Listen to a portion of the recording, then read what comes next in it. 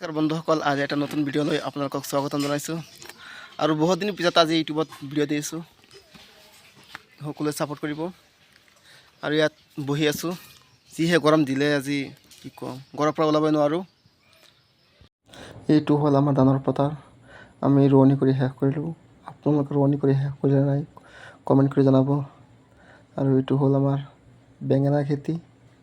বেঙেনা কৰিছোঁ, কিন্তু গাহ হৈ গ'ল।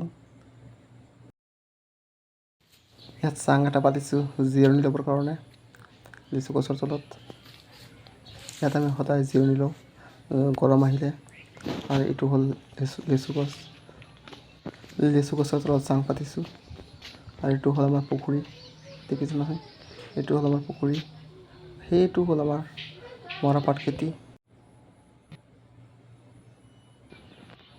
পুখুৰীখন মেটেকাৰে আৱৰি আছিল, আজি চাফাই কৰিলোঁ।